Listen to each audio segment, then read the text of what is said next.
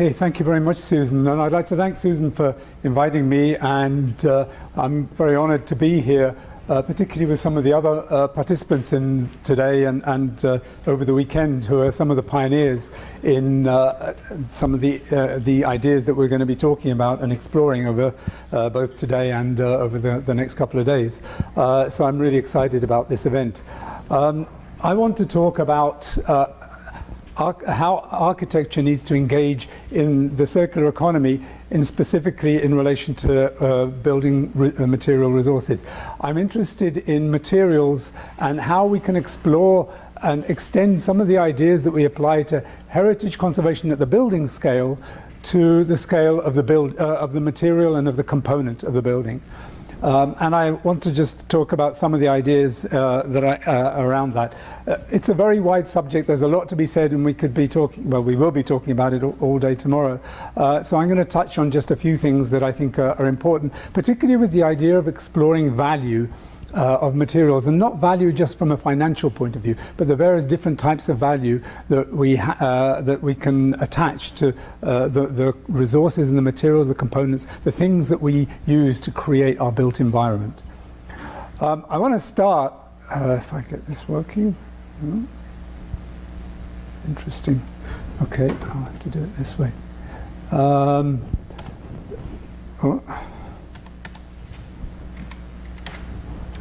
They seem to be stuck.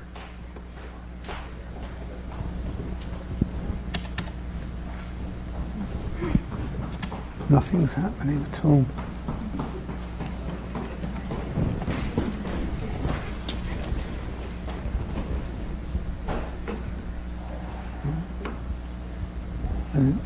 Now it'll work now. Okay. Okay, I want to start with just, I often get inspired by various artists who, from an artist point of view, there's a little bit more flexibility in what you can do than when you're building a building and you have to take a certain amount of responsibility. Anthony Gormley is a well-known artist in the UK who has, you may have heard of his sculpture Angel of the North, which is quite a well-known sculpture in the north of the UK. About 10 years ago or so, he built this waste man out of waste coming from a municipality in the south of England called Margate, and this is on the land of a disused theme park. And basically they collected all sorts of waste from the area, from the municipality, got people to bring it in, and the local waste collectors to bring it in, and they constructed this man. And if you can get an idea of the size of this sculpture in relation to the person who's assembling it, who's scaling up the side of it, it's something like 25 meters or so high. And there you can see it's made up of mainly of waste bits of furniture, things that are being thrown away and disused. And the point he was making with this and the way he did this was that we do not value any of this. So it basically was just built there to be torched. And the lesson of this was that all of this stuff was going to be ditched or thrown away anyway, and that it has no value. He created something of value and then showed us that actually we don't attach any value to these things. Another artist is Vic Muniz, and if you've not seen his film Wasteland, I recommend you watch it. He worked with in a big waste dump in Brazil, in Rio, I think it was, taking photographs of some of the workers that go in and actually pick the various waste and sort through the waste to extract the valuable components from the waste. He took photographs, projected those photographs on the floor, and then rebuilt them out of waste components. So this is a picture made out of bits of waste collected by this person who was a worker in that waste dump. Again, showing us the creativity that's possible to come out of waste, and how we can create cultural value out of a material or a bunch of materials that are currently not seen as having any value at all. And one that I just came across very recently was this idea of building totems out of waste. So these are made out, on the left, are made out of bottles, plastic bottles, and the ones on the right are made out of bits of waste foam, all created into these totems by an artist, actually an Australian artist, John Dahelson. And again, showing us the potential value of things that we discard and feel have no value at all. And I think that some of this sort of thinking needs to be applied to when we think about the built environment and how we create our buildings. So I just wanted to start with this comment by Paul Hawken, where he talks about architecture and its traditional role is a dying profession. That architects must work with systems. They must design new ways of living and working in which buildings play a key role, and that we desperately need mediators between human need and the enduring cycles of nature. And I just put this up because I think it's important that we as architects and as designers, not just architects but all designers, recognize that we need to develop new ways of doing things which take into account natural systems, the needs of enduring cycles of nature, but we also need to learn from those enduring cycles of nature and look at how the systems that we create actually are based on the way natural systems work. And this is a heritage building which I sort of grew up with, lived nearby in London, the UK. And the reason I just show it, I often use it as an example, is that it's a building which I've seen over 50 years or more have many different uses. And it's been transformed. It maintains its heritage value. It maintains its aesthetic value, its appeal. And yet it is used in many different ways. And it shows that some buildings that we attach a certain value beyond a financial value to, we find ways of making them work over time and find new ways of using them. Japanese architect Shigeru Ban talks about long life is if people love your building. People will not knock down your building if they love it, if they see something that they feel attached to within your building. And so what my interest was, how do we take some of that value or what we attach to these types of buildings, and how do we attach it to materials, to components, to the things that make up our buildings? So here we have pieces of timber which in some ways you could say have been damaged and have damaged markings on them, but on the other hand have a sort of history and signs of their previous life attached to them. And similarly the pan tiles on the right hand side. And yet these things typically get pulled out of the of existing buildings and get thrown away at some point in their life, not necessarily at a point where they no longer can function, but it's usually attached to some other reasons of end of life. So what I'm interested in is how do we attach value to these components in a way that maintains their life and finds new ways of using them in the future.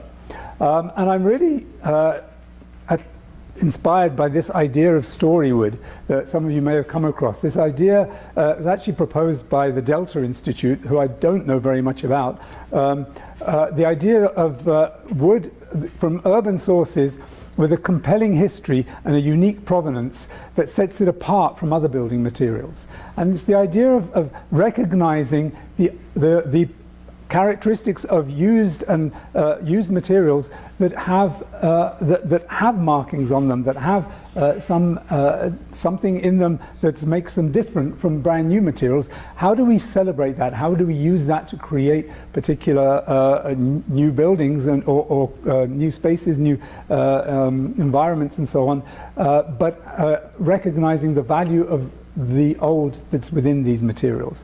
And I like the idea to extend this idea of just to story materials, the idea that other materials that can be used in a way that celebrates their oldness, if you like, or their previous history, their previous where they've come from, what previous meaning they've had, and how they've actually contributed in the past.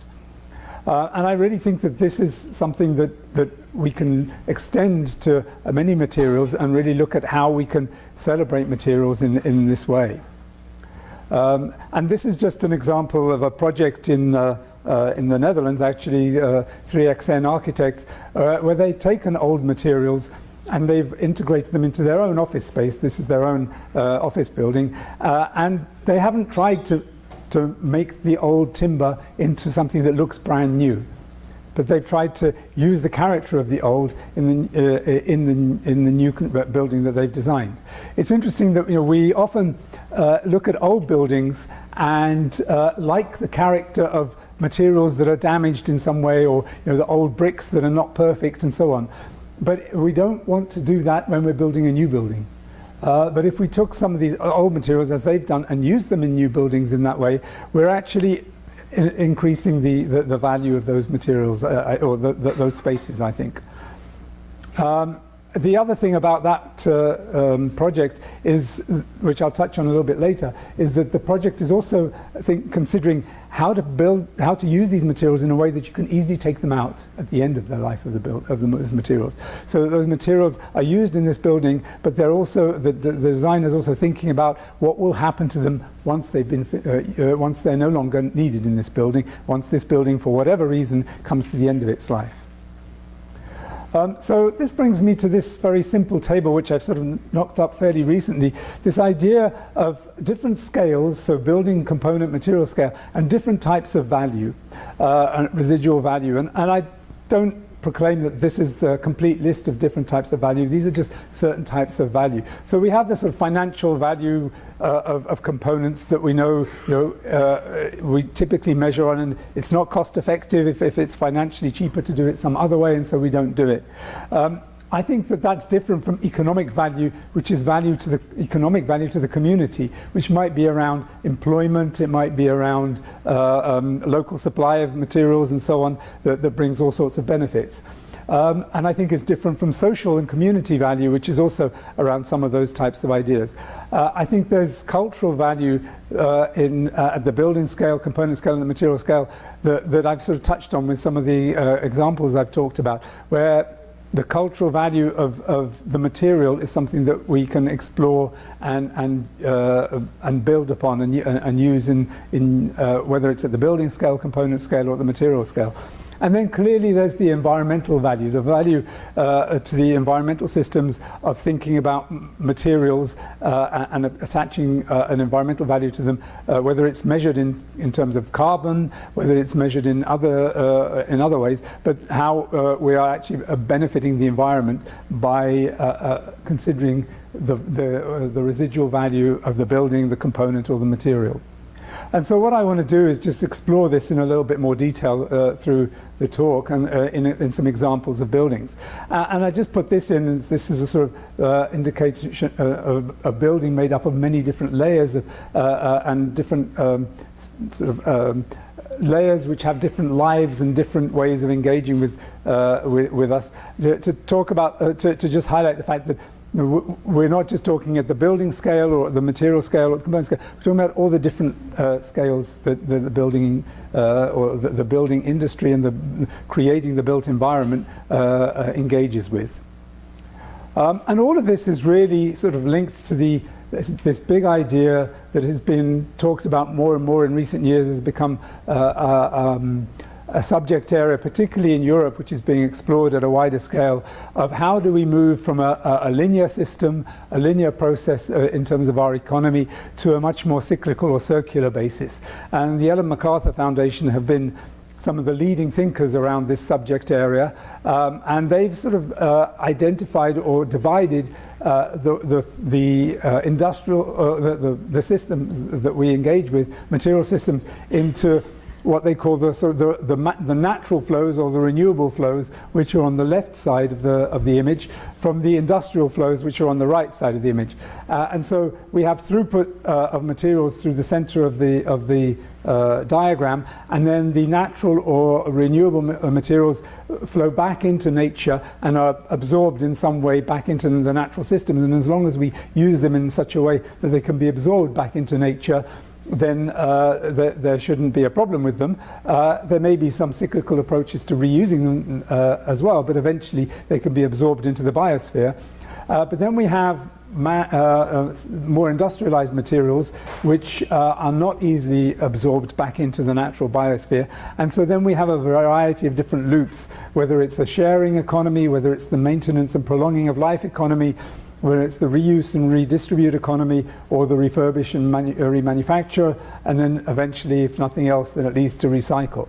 And there's a lot of work going on in Europe and in certain parts of the world, other parts of the world, looking at what it means to actually transform different parts of industry into more circular types of economy.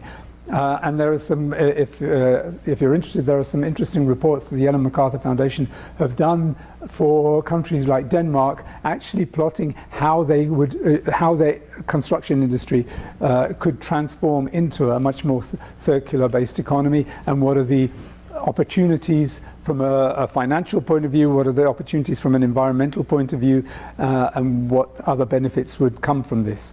And I think it's something that we need to start doing much more, thinking about much more fundamentally in Canada.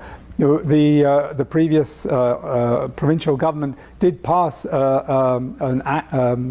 legislation around the circular economy, but it was largely encouraging more recycling, and it didn't really go as far as some of the ideas that are being talked about here. And I think that this is something that we really need to use as a framework to move forward with trying to build more cyclical systems. But when we start thinking seriously about what this means in terms of a circular economy, it really starts raising fundamental questions about, what does obsolescence mean? When does something become obsolete? What do we mean by permanence? What does scarcity actually mean? And what are the implications of scarcity? If we talk to economists, some economists will say that scarcity doesn't really exist, because if one material type is scarce, we'll just find other replacements to take its place. While environmentalists will take a very different approach to scarcity. So what does it, we need to have a discussion about what it actually means. We need to think about waste. What is actually waste? And I like this idea, this comment that I came across fairly recently about the idea that waste is just a material without information. Because if you have information about something, then you can find a way of using it. But if you don't have the information about what's in it, what it's made up of, and so on, then it's very difficult to reuse it and find a way of using it. So there are many different definitions or about waste, or ways of describing it. But fundamentally, one of the issues is that legally, often waste is described in such a way that makes it difficult to actually find new uses for it, because legally we're required to dispose of it. And we need to think more about repair and maintenance rather than replacement, and build the capacity for repair and maintenance rather than building the assumption of replacement. I think it leads us to thinking about materials efficiency in a way which is very different to what we're used to. And we're used to an economy which really encourages us to move lots of materials through the economy, because that's how people make money. But we really need to think about materials efficiency in a way which is based around repair and maintenance being the way of making money, rather than selling lots of materials. And I should say, all of these subject areas, all of these points, we could have a whole discussion about them, and maybe we'll have time tomorrow to have a discussion about many of these things. I just wanted to raise them here as points that need to be considered. Something that I'm really interested in is the idea of secondary use. I'm focusing more today on how do we use materials that are already out there and how we can find ways of using them. But I think fundamentally there's a need to start to think at the design stage, when we're creating materials, about how we can find second uses for them, and third uses, and longer term uses. And I've got a small example later on. And all of this feeds into the sort of life cycle issues of carbon, and understanding the life cycle carbon impact of buildings and the built environment. And urban metabolism is one way we can study this, the sort of flows of materials through the city, which is something that some people are doing to try and understand the amount of flows of materials and how we can tap into those flows. And urban mining is one of the ways of tapping into those flows. So I just touch on all of those really to raise them as issues that I think we should be discussing more. Just wanted to mention the image on the right. I've actually just been to the Venice Biennale, 2018 Venice Biennale, but this is an image from the 2016 Venice Biennale, where the curator, Alejandro Aravena, created this installation out of the waste material from the previous Biennale. So out of the waste drywall that was taken down from the old Biennale, they reconstructed this. Well, it's a larger space, but I'm just showing the detail of it to show the way he's thought creatively about the use of drywall. I mean, it may not be the most efficient way of using drywall, but it's an interesting way to create a textured surface, which really has quite an interesting feel to it. So just touching on obsolescence a bit more, there are many different ways that we can think about obsolescence. I'm not going to run through these in any great detail, but there are most of our obsolescence is not to do around buildings, certainly is not to do with physical obsolescence, where the building has deteriorated sufficiently that it actually can't stay up anymore. It's usually to do with things to do with fashion, to do with finance, making more money out of the site so you can knock the building down to make more money out of it. So economics, and sometimes it's to do with changes in legislation and legal issues and so on. But fundamentally, the key value of the building in terms of being able to stand up and do its and fulfill its function is usually still there when we remove a building. So one of the things that I often talk about to my students is this idea that we really need to get away from the idea of a building as a consumable product, which is what we've really moved to in our economy nowadays. Buildings which are mass-produced, I mean, maybe not all buildings are mass-produced, but the whole industrial system that's there is a mass production system in terms of components and so on. And we consume them and then happily replace them quite quickly. We discard components of the building quite happily and think of them not really as permanent. We have some buildings which are much more sort of permanent in terms of a longer lifetime, but the whole thinking about the industry is a much more of a temporary type of approach, and we're happy to replace buildings and components of buildings very quickly, and I think we need to move away from this idea of a building which having its highest value when it's new and really created out of a global industry to a thinking about buildings as being ongoing events in time and in space, so that buildings are evolving, they're dynamic.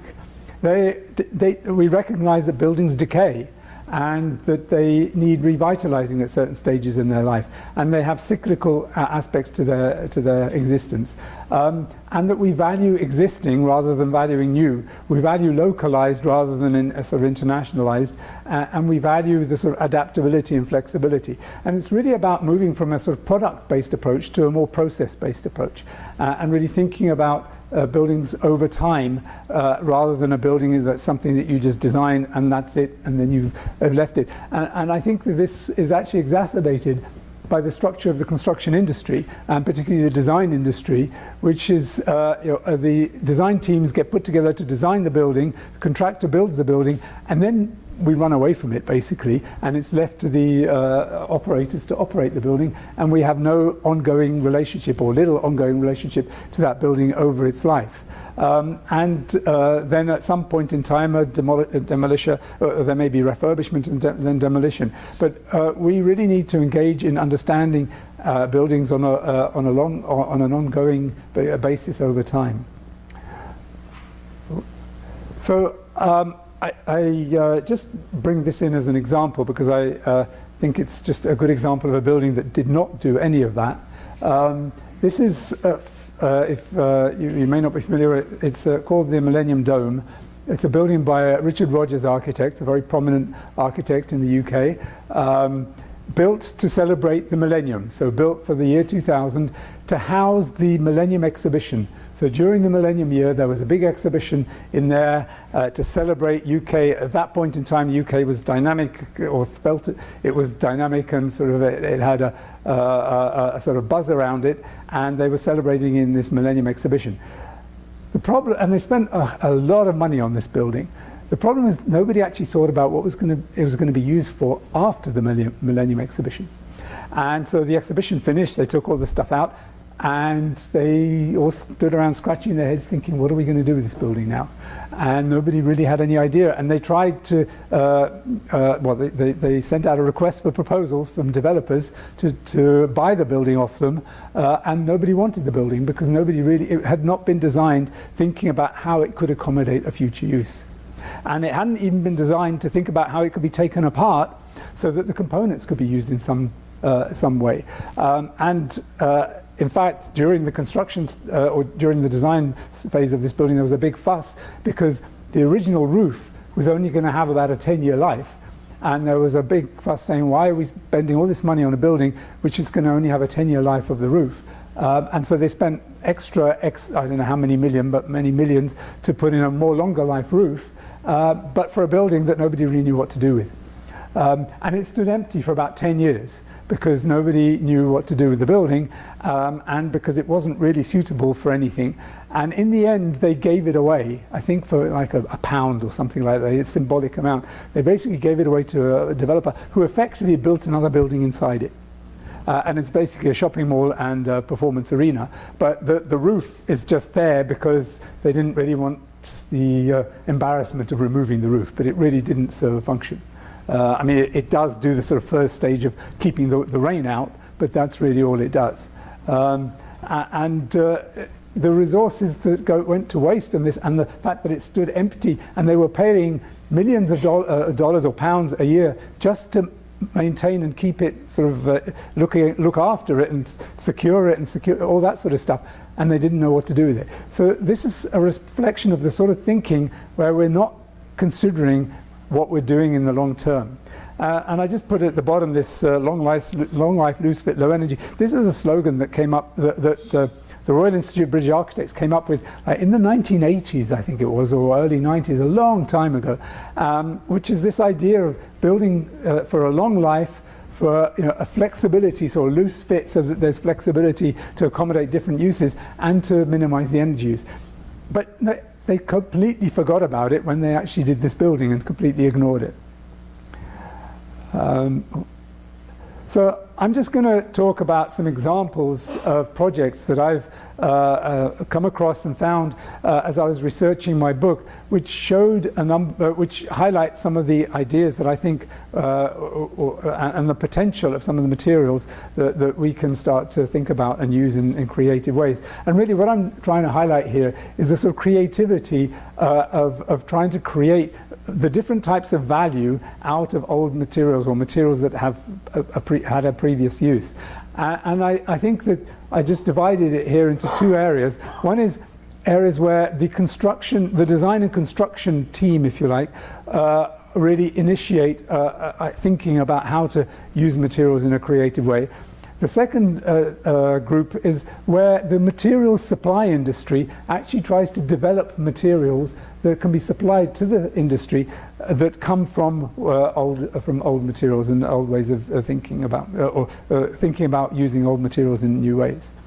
So, I mean, the first project is a project in Denver, Colorado. It's a fairly conventional adaptive reuse of an old horse barn. So this used to be a city horse barn where they kept horses for in the days when horses and carts were being used 150 or so years ago. It then had a number of different uses as storage and various other things of that kind. Then it stood empty for a while, and the city wanted to convert it into a sort of a location for small company, incubator for small companies, effectively, particularly environmentally related small companies.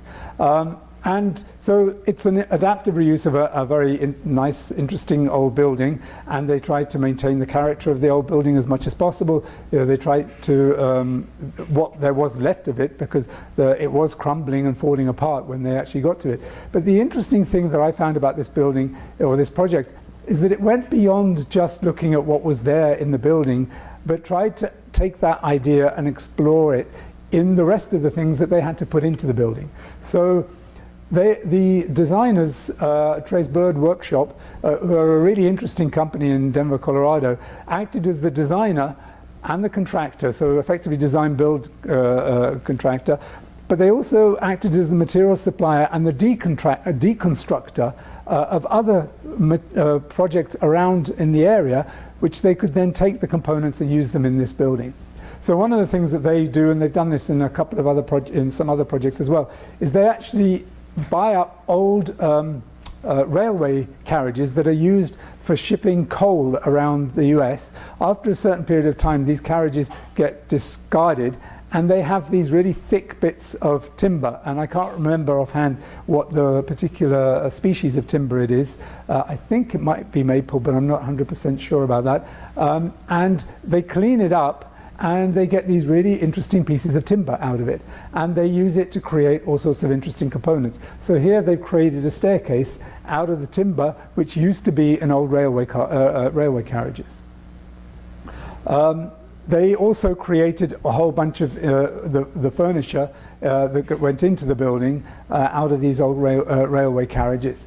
Another thing that they did, even in terms of the sort of the very utilitarian spaces like washrooms and so on, but in a range of different things, including carpeting and electrical fittings and so on, there was a nearby Hewlett-Packard facility, office building, which was structurally unsound and needed to be demolished. So they went in and stripped the building of everything they could find that was useful in that building. And it wasn't a very old building, the Hewlett-Packard facility. I can't remember exactly, but it was like 10 years old or something of that kind. It had been built on unsafe foundations or something like that, and it had to be taken down. So they stripped this building out of a whole range of different fairly utilitarian components and used them in this building. And when you add up all of the different stuff that went into this building from these different sources that they came, the vast majority of components had been used either in the Hewlett-Packard facility or as these railway carriages or as the original building that was on site here. And the whole project highlights the sort of the potential of different scales of reuse. So reuse of the building as a whole, reuse of different components of the building, such as the washroom fittings and so on, the reuse of the materials in terms of the timber that came out of the railway carriages and so on. And it creates a unique type of space with a real character to it, which they're not trying to hide the previous uses, but trying to celebrate them in the way that they use these materials. And this is just some examples of some of the spaces that are in this building. This is something which you may know, the local Mountain Equipment Co-op in Ottawa. I just find this project useful, interesting in my work, because in this project there was an old building on site, the one on the left, which was deconstructed.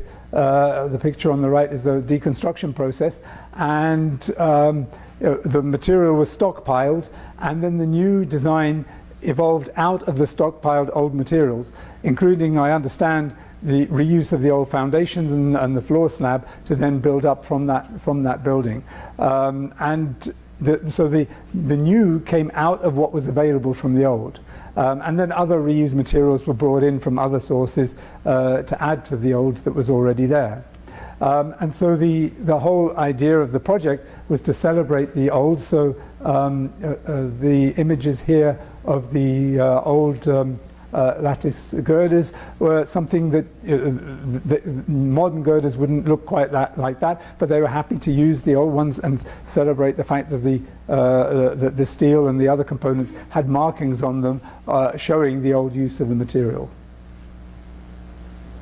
And that's just the image of the project when it was after it was completed. This is a project which hasn't been built yet, but I show this because I think there are some just interesting lessons from this. This was in Chicago, and it's designed by Studio Gang, which are quite a high-profile architects practice, quite well known. They're actually designing a building in Toronto now and have done work all over North America. And it's an environmental center, so it's actually in a location where this area had a lot of steelworks in the past, and many of those steelworks have closed down. There's still some steel manufacturing in the area, but much of it has closed down. And actually, because of a lot of the sort of post-industrial landscape, is being sort of taken back by nature, it's become a bird sanctuary. And the idea of this building is it's actually an observatory for birds. So you observe the birds from the building, but it's also an environmental center, so education center and so on. But the approach that the studio gang took was, first of all, they took this idea that in proposing a building made of materials that are available at hand. So they wanted to build from what was available in the area, what was easily found. But they found that this project, this type of approach introduces an entirely new paradigm for a project delivery process. And they talk about the traditional way of buildings hasn't changed for 50 years. But if we're going to build in this way, it really leads to something which they talk about as form following availability. So identifying what is available, and then the idea behind the building comes from that availability, rather than having some grand design for a building and then trying to find the materials to make that work. And I think that's a really interesting way of thinking about a future way of designing, where we try and understand what is available, and then we work with that to identify an appropriate form and an appropriate detailed design. So they started with a bunch of research on what is available locally, and identified waste steel. They identified waste chippings of various different stone and so on, and then they started thinking creatively about how they could use these materials. So the slide on the right, or the image on the right, is a sort of terrazzo that they've developed out of waste bits of stone and concrete and chippings that are available in the local area, which they've set in a way that's similar to terrazzo to create this quite unique type of material which they're proposing to use for the floor. And the steel, in the area where the steel manufacturing still exists, they punch these oblong components out of sheets of metal, and these sort of grids are left behind. So they thought about how to use these grids in a creative way in their new building. And since they were trying to create this mesh for people to see through to watch birds, they were using bits of steel, also bits of waste rebar, to create these sort of meshes that would define the building. The building they call the nest, as an idea that it's scavenging materials from the area in the way that a bird scavenges materials to create a nest. Unfortunately, the building, as I said, hasn't been built yet, but it has a number of different other environmental objectives. So it's trying to be a very low energy. I'm not sure they actually met net zero standards, but very low energy standards, collecting its own water and using geothermal systems and other things like that, and including really thinking about how it blends in with the landscape and how it engages with the birds, and how to avoid allowing birds to fly into the building, so avoiding large areas of glass in the building. I don't have any more slides of the final building because, as I said, it's not been built yet, but they're currently fundraising to try and make it happen. But I think it shows the ideas that a really creative architect can take with and apply in a building of this kind. This is just a cross section, and I just wanted to show this because I wanted to show these columns that they're showing, these sort of triangulated at various different angles. The idea behind that was that they identified a whole bunch of waste bits of steel, but the steel, because the different steel had different sizes and different structural characteristics, a simple grid would have been difficult to do, but so they created these triangulated constructions which allowed different types of steel to be put together to create these structural components that would hold the building up. A similar sort of approach, but taking it a little bit more wider, is the work of super-use studios, who work mainly in the Netherlands, but have been doing work in China and in other parts of the world, where they're looking at reusing materials, mainly construction materials, but also other materials from the whole vicinity of the area. And they start with what they call a harvest map. So they actually map availability of waste materials within a certain area, with a certain radius of the development site they're working on, and identify what is available in industrial waste streams, in construction waste streams. They identify buildings which are being taken down that might have waste that's available to them that they could use in the project. And once they've got that harvest map, that's when they start thinking about how should we design this building? What are how can we use these different components? What is the potential of these different waste streams that are available to us, and how can we tap into them in the building?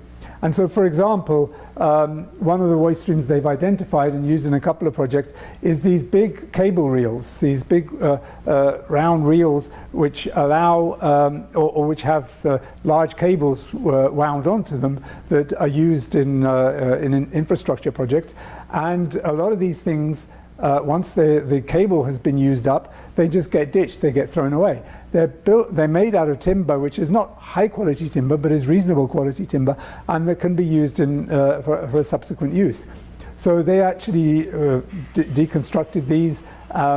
They looked at various different ways of using them, how they could preserve the timber to extend the life. They looked at various different forms. In fact, in this project, they actually heat treated them to extend the life of the project. You can bake timber and it extends the life of the timber. So it does have some energy input into the project, into the timber, but it then extends the life to make it a very durable product. They also used a bunch of other things in this building. So they identified a bunch of old steel industrial structures, not building structures, but storage, large heavyweight storage components that were used to store stuff in large warehouses, which was very suitable for a small building structure. So in the middle there's this indication of this sort of strange structure which they took down and used that as the steel structure for this building. They also identified waste sources of insulation material that was being thrown out, sleepers and other sources for different components of the building. They even found a way of designing light fittings out of umbrellas. Old umbrellas that had been thrown away, they used to design light fittings and create light fittings out of these things. And this is the final building that came out of it, and the whole aesthetic of the building externally is around this waste timber material that came out of the cable reels, and creates a really interesting characterful elevation, I think, or surface. I just wanted to touch quickly on one or two projects that I think are interesting examples.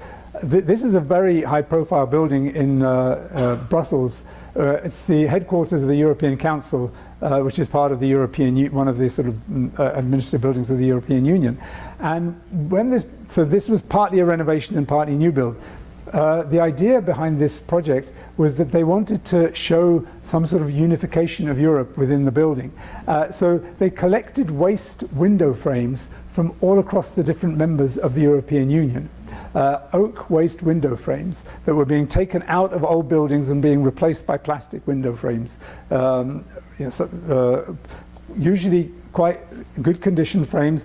Usually they still had single glazing, so they weren't performing up to modern standards. And as the Europeans are trying to address these sort of energy concerns and replacing old window frames or replacing glazing, they often end up replacing the window frames as well. So they collected these window frames to create this facade. Now it's a double skin facade, so the frames are still single glazing, and then they have a second double glazed system behind it.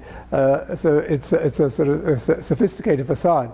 But these window frames were collected, created into these prefabricated panels, which were then hoisted together to assemble this frame, this secondary frame of this building. And the idea is that it represents all the different countries of Europe with their framed, with the type of frames that go into this building. And then the final building, so you can see the old component of the building and the new component there. But the fundamental expression of the building is around the reuse of these frames, which are a representation of, or not just representation, but they actually come from all the different parts of Europe. So most of these things that I've talked about are construction components, or components that are sort of fairly traditional in terms of being used in construction, so timber and window frames and things of that kind. I'm also interested in where we can start to appropriate materials that have been used in another industry and have a use that we can find, that we can actually add value to something which maybe had a lower level value. And I find this building really interesting. This is, again, an environmental education center in Pennsylvania, where the architect wanted this dark facade. Originally, it was going to be clad in just regular roof tiles, but featuring a high element of reused material in them. And then they discovered this contractor that was making roof tiles out of waste bits of timber. Waste bits of tires, or old tires. So the idea here is that take old tires, and in fact what they did is that this environmental center is in an area where a lot of tires were being dumped in near rivers and illegally dumped in the nearby area. So they actually cleared out those tires from where they had been dumped and used them to then cut them up and create this facade using this very simple system of inverting the tires. So one strip is facing inwards and the next strip is facing outwards, and they overlap each other and they create a protected facade in that way. And I think this is a really interesting, creative way of thinking about a material which there is a ubiquitous material, but it has a real potential to create a new type of architectural component which adds value to the material, I think. And that's the final facade, what it looks like. The Big Dig House is a project in Boston which looks which looked at how to reuse components from the Big Dig, which was a big project to take down a highway and bury it underground in Boston. And the idea of this house was to take panels from the construction and panels and pieces of steel that were used in the construction of the Big Dig, and to build a small house out of them.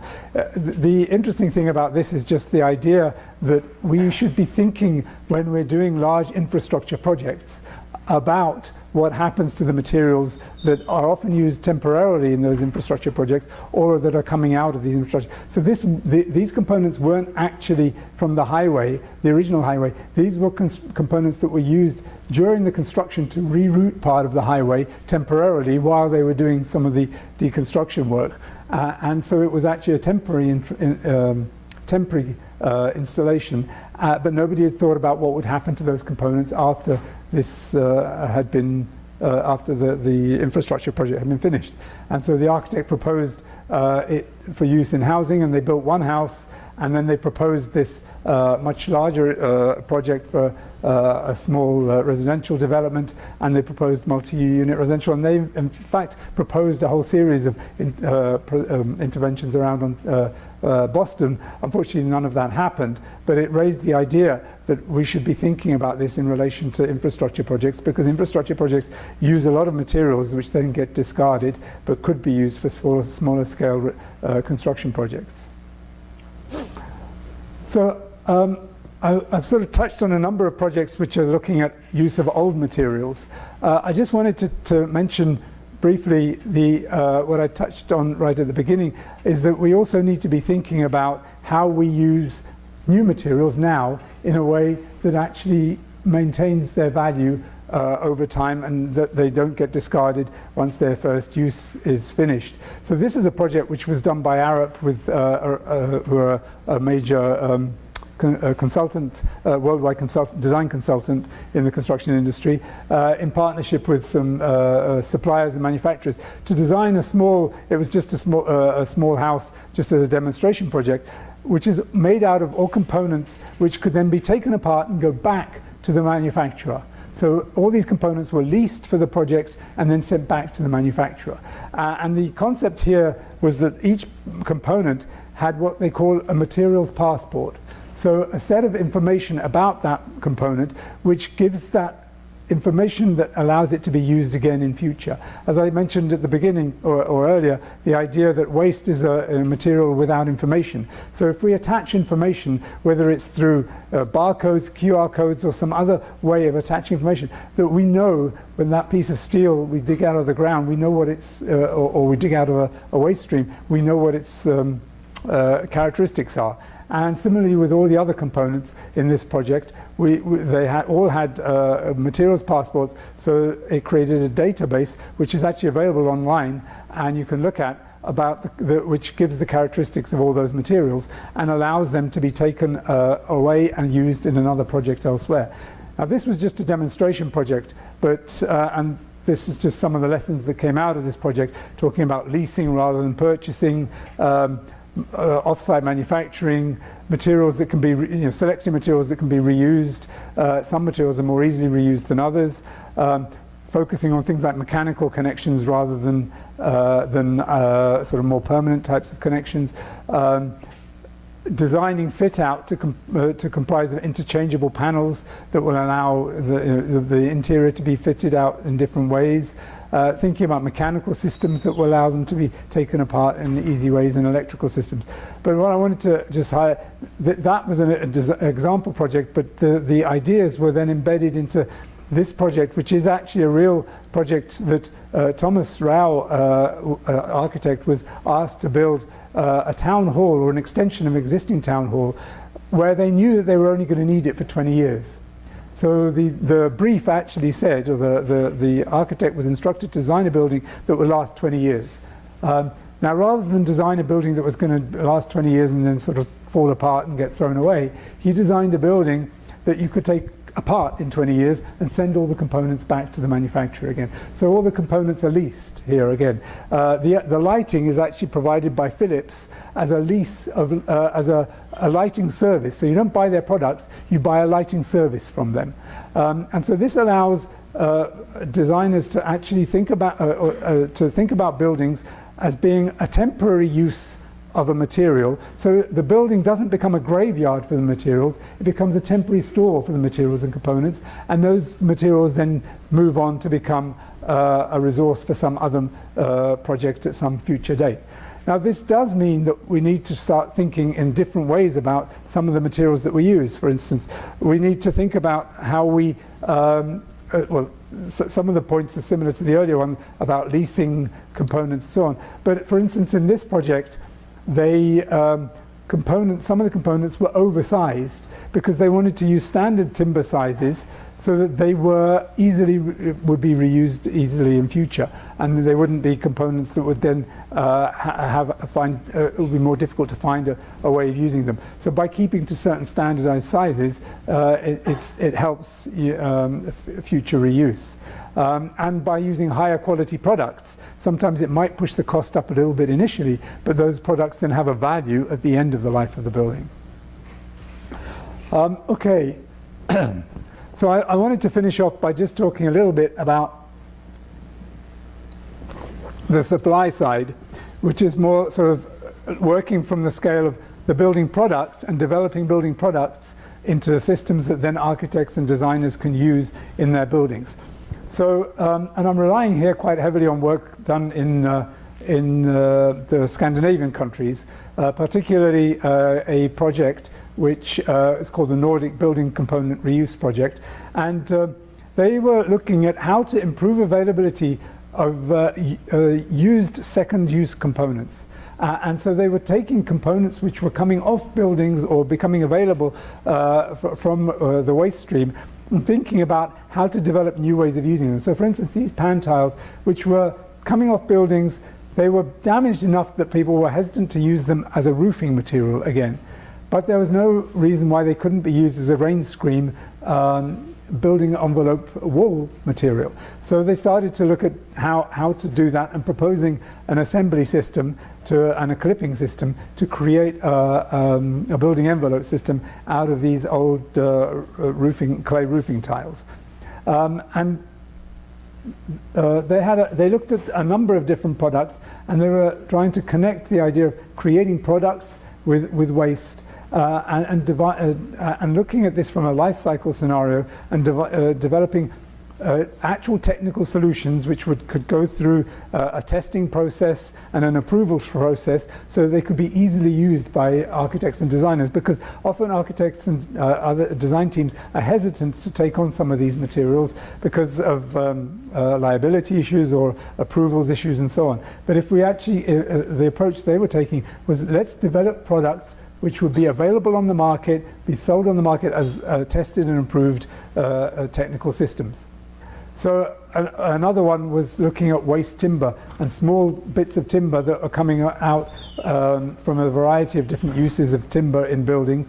And they developed this laminated walling component, where the central bit of the component is actually old hollow core doors with timber on either side. And then these slot together to make these internal partition walls. And they have this interesting timber surface, because it still reflects the old character of the signs of the old use of the timber before it was integrated into this product. And the diagram there shows their analysis of this product under a variety of different categories. So they looked at things like design for deconstruction performance, environmental performance, its cultural potential, its in-use performance, and they scaled it so the further to the outside of the diagram, the better the performance is. So this product performs well on the left side, but for things like production cost and industrialization level, at this point it is not scoring as well, because the points are closer to the center of the diagram. And in this way they're trying to understand the strengths and weaknesses of these different products, and then trying to work on those strengths and on the weaknesses to try and improve them and make these products available, so that the idea is that this can be then ordered by a contractor. It's available, delivered to site and assembled on site, but it's made out of old bits of timber and old bits of door. Another example of something that they developed is a cladding system from old spirally wound ducts, air conditioning ducts. So these old ducts, which are spirally wound to assemble them, a duct in European buildings, which are being taken out, and sometimes they're partially damaged and so on. They unwind them, and then they create this cladding system out of them, and then they developed a clipping system and so on. And again, this becomes a product that's available for use and specification by architects. Not from the Nordic Building Reuse Project, but also from Scandinavia, the Lendanger group looked at how to reuse brick components, and they've developed a system where they cut areas of brickwork out of old buildings. You know, the idea that old brick that's been built out of cement mortar is difficult to take apart, because the cement mortar is often too strong, and so by taking trying to take them apart, you damage the bricks. So they actually developed a system of cutting these panels out of the brick. Then they have a system of supporting it, transporting it, and assembling it into a new building. So this is a new building that they've designed. This is an image of a building that's being built, where the building envelope is made up of these brick panels, which they've cut from old buildings which were being demolished nearby, that had good quality brick that could be reused in this way, but it was difficult to reuse them on a brick by brick basis. And the interesting thing about this is that you get the sort of character of the older bricks, and the sort of some of the things that we often like about old bricks being maintained to a large extent in the transfer of the brick into the new building. I just threw this in because I talked about second use briefly, and I really like the thinking of this project. Unfortunately, nothing much came of it, but the idea of thinking about products that have a second use after they've been first used. So Heineken, this was in the 1970s, you may have read about this a long time ago, but they hired an architect to think about how to redesign the beer bottle in a way that could be used as a brick in buildings, particularly in some of the developing countries where they were having, the beer was being drunk and the bottles were being just discarded, and so they had problems with waste from the bottles. So could those bottles be used as a building material? And they developed this system, this square or rectangular brick bottle system with you can't see it very clearly here, but the nozzle of the bottle gets tucked into the base of the next bottle to create this way of using those bricks to create simple dwellings. Unfortunately, they only built a few, and they did some marketing, and the public didn't like the shape of a rectangular brick. The beer drinkers didn't like the shape of a rectangular beer bottle, and so they never actually widely disseminated it. But the idea of thinking about what happens to a product like that, a ubiquitous product that's all over the world, and okay, we try and recycle these things now, but actually, recycling is a very low-level way of using something. Can we, generally speaking, if we can reuse them in their original use, that's often the best way of reusing something. But if we can't do that, is there a second way, some intermediate way of using these things? So just to wrap up, what I'm really talking about is developing a new ecology of construction, really something which is based much more on industrial ecology principles, these closed loop or cyclical principles. It's partly about dematerialization, and that's not just sort of not less material, but really thinking about less impact of the materials, and that's linked to this way of the reuse that I've been talking about, and getting more value out of the materials that we have in our systems. If we do a urban metabolism study of materials flows, we have a lot of materials embedded in our cities already. We have some new materials flowing in and some materials flowing out, but if we can actually make use of all those materials that are in our built environment, either in their existing use or in some future, in some way of reusing them, that's going to be a much higher level of use than recycling.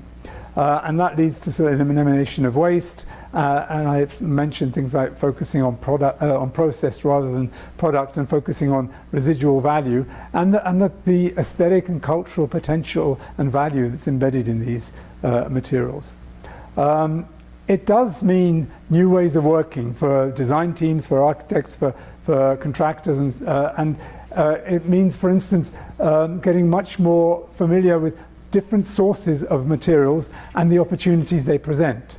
So looking at materials that are present on a site already, looking at buildings that are being demolished nearby, looking at demolition contractors, salvage yards, developing connections with these different groups that design teams traditionally would not work with.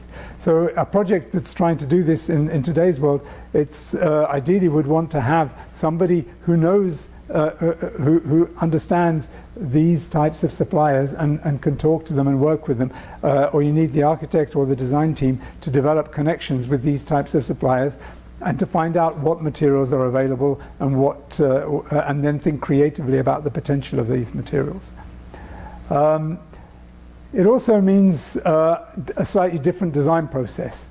It means a process that, as I touched on earlier, is much more based around form following availability, or materials and tectonic centered design process, thinking about the materials and what opportunities they provide.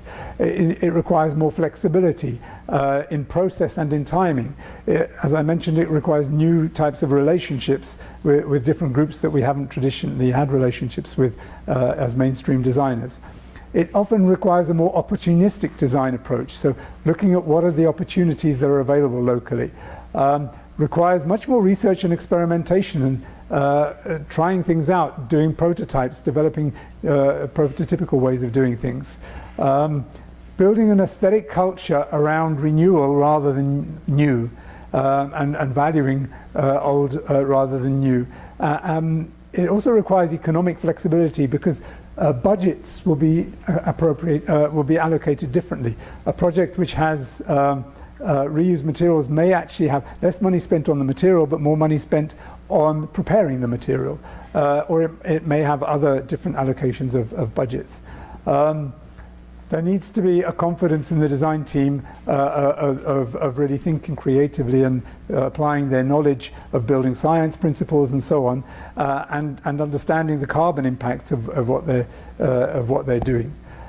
Design build is often a beneficial way of approaching this type of project, and using building information modeling, things like some of the latest Revit and other types of models can help in this process gradually, particularly as we move to second use types of materials and components.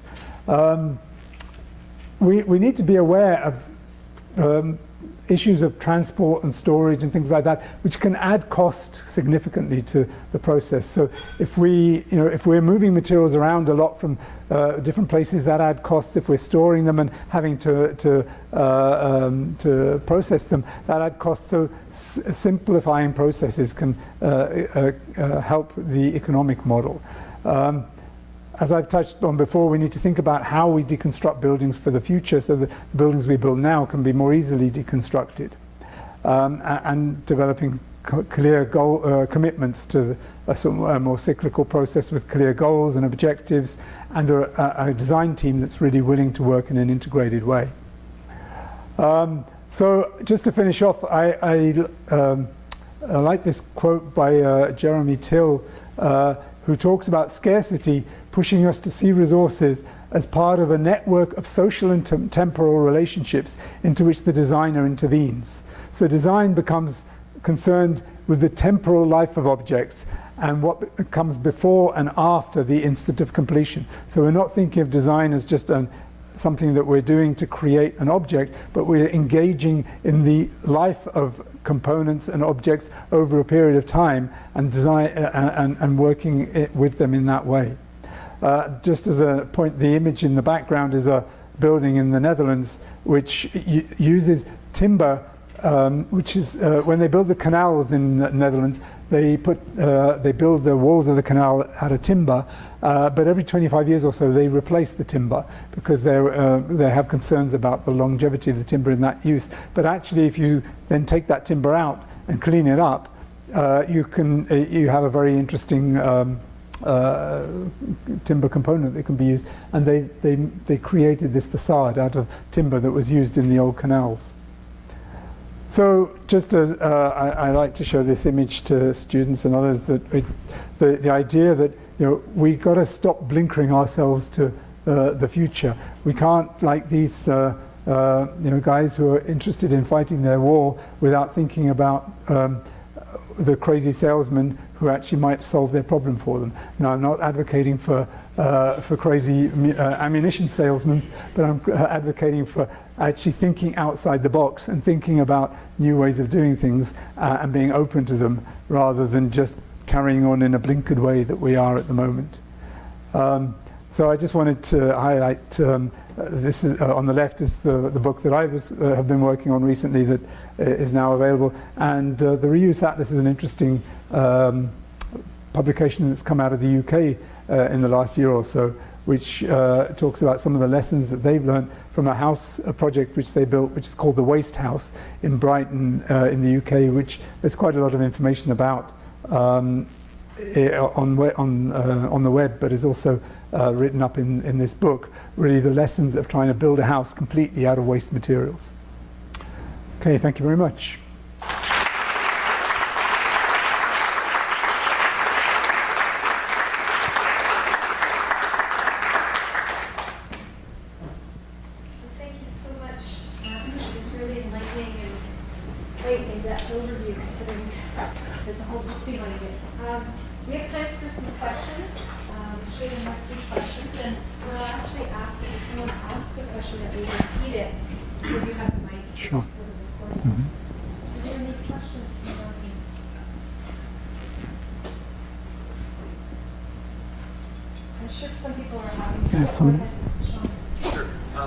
Great talk, fantastic, really inspirational stuff, wonderful ideas. One of the things that I'm interested in is the economic side of this. So you've talked about an ecology and that ecology has a certain economics behind it. I'm wondering if you've given thought to the economic model we have now, which is one where buildings are financed over or amortized over very short term, and components are built quickly and intended to go obsolete quickly and are commodities. Like that's our current model for mainstream construction. This needs something different. I wonder what sort of thoughts you have on how we move towards that different economy as well. Yeah, so the question is about how we move to an economy that represents the model that I've been talking about. I mean, that's something that I think I've tried to think about, and there are a number of people, and I think some people here over this weekend that have some experience of that. I think it's about building case study examples of how we can achieve this, and then learning from those case study examples how the funding was used, how the funding was differently used, but how the funding allowed a project to be achieved nevertheless, just with a different allocation of funding, different funding model. And I think it's building on the case studies of examples of projects that have done this and demonstrated that there is another way of doing it, which can still work within the overall budgets that we work with, but using a different allocation funding model. And it's tough to do that because clients aren't willing to engage in that initially until they have confidence that there is a positive outcome that will result out of this. But I think that those that are doing this type of work are showing that this can be achieved, and that successful buildings come out of this type of approach, and that these buildings come in within sort of reasonable budgets, within sort of typical budgets. Sometimes they may come in within lower budgets. There's a lot of discussion about, is this a way of working more expensive or less expensive than regular construction? And I think that really depends on many different factors. But I think if you've got a team that knows what they're doing, it can actually come in certainly within typical budgets, and I think that in some cases it's been shown that it can come in at reduced budgets. But I think it's a matter of gradually building confidence in the industry through examples and through projects being willing, or those that are working on these types of projects, being willing to share their experience and sharing their knowledge about how they achieved this. I don't think there's any sort of easy way of doing that. I do think that there are some drivers in the background that will help. I mean, the move towards much more of a sort of carbon accounting system will help, because it'll force all projects to start to account for the carbon that they're responsible for, and these types of projects will be able to demonstrate benefits, and that will help the process of or it'll force people to start to think about doing things in a different way. Any other questions? Are you aware of any Canadian cities that have tied building fees or development improvements to abrasive diversion or reuse as an incentive? Right now it's cheaper. I mean, you take the stuff to an ICR down, you pay by the ton, and you swallow the cost, but there doesn't seem to be any programs to reward the industry for doing this. I'm not aware of any municipalities that are willing to do that at this point in time. We've had some discussions with Toronto City about the idea of at least setting up a requirement that any building that's applied for a demolition permit would be required to post on a website materials that could be available from that building, so that and they would be posted for a period of time that people could, those that would be interested could look and express an interest in them and so on. At this point, that hasn't happened, so there's no requirement to do that. There are websites which people can post their materials on, but there's no requirement in any city to do that at this point.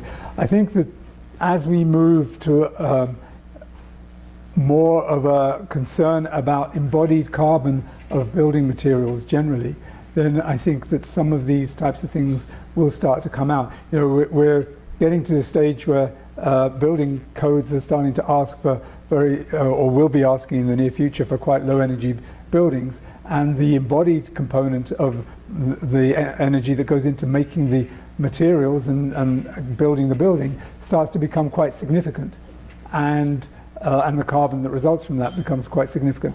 And I think that, you know, there is already talk of building codes which will actually ask for reporting embodied carbon. At least at this point they're not talking about regulating it, but they are talking about reporting it.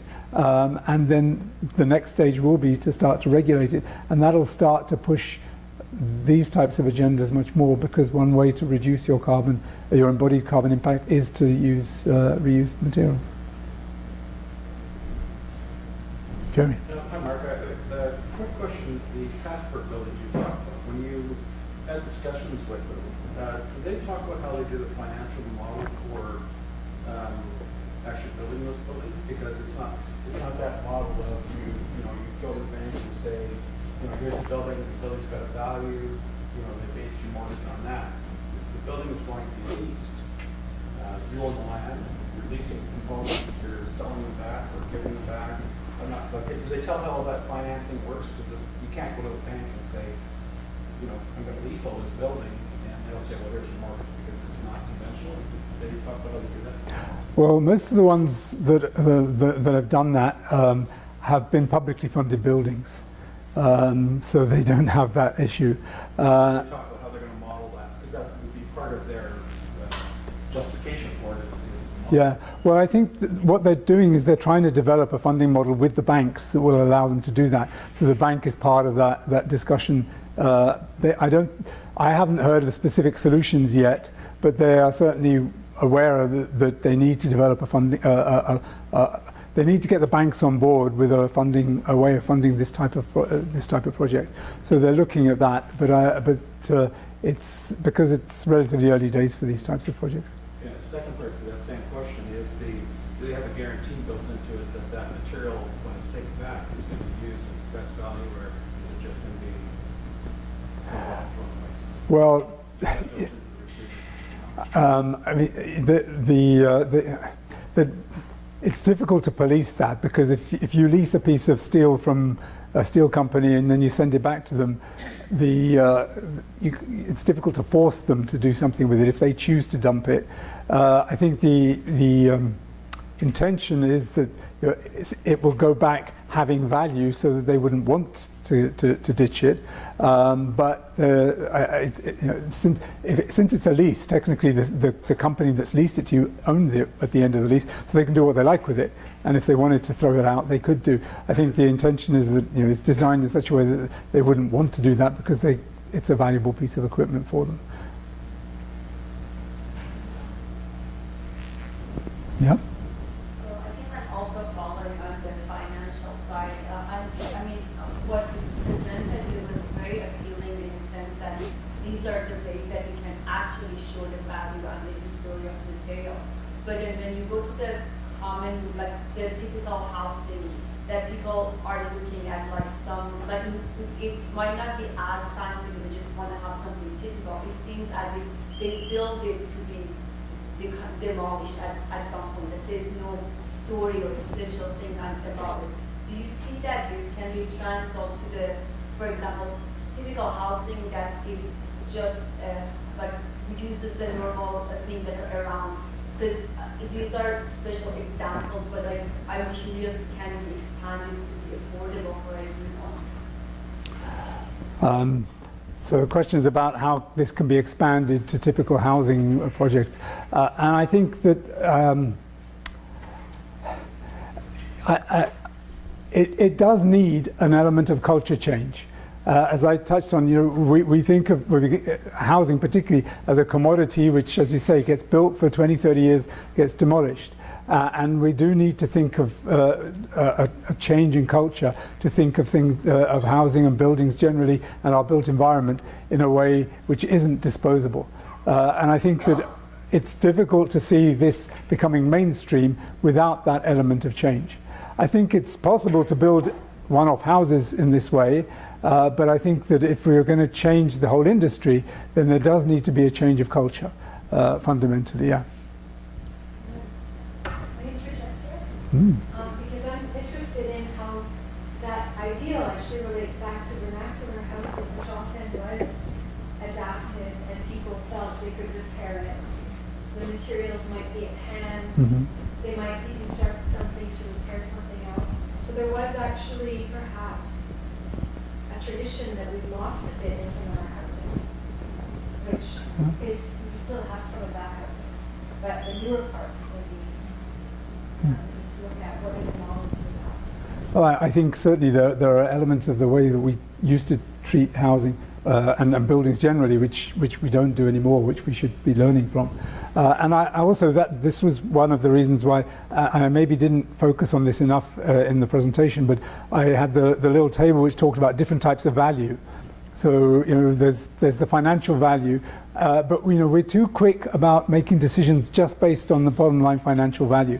We don't even look at life cycle cost, as in our decision making, let alone the wider economic cost of doing something in a certain way. Is it going to provide employment locally, for instance, by doing something in a certain way rather than doing it in another way? Bringing in pieces of timber from the other end of the country or the other end of the world, rather than reusing bits of timber locally. Some of these projects do rely or do bring in local labor. They use, actually Jerry maybe will talk about tomorrow, using disadvantaged people to communities to try and provide employment for them in working with some of these materials. So there are different types of economic value that come out of this, but we need to recognize those different types of economic value. But there are also different types of value, as I mentioned, the ecological or environmental value, the social and cultural value, which I suppose what I'm arguing for is that we need to have a more sophisticated way of looking at value, and then these types of projects become much more realistic. Talks about value a lot. I think we're going to have a really interesting discussion tomorrow as we bring together some of the discussion around heritage value and these ideas. So I would actually like to suggest we take the rest of the discussion outside of here. I think there's still some food and drink left, unless there's a last word question. And then we can thank Mark one more time.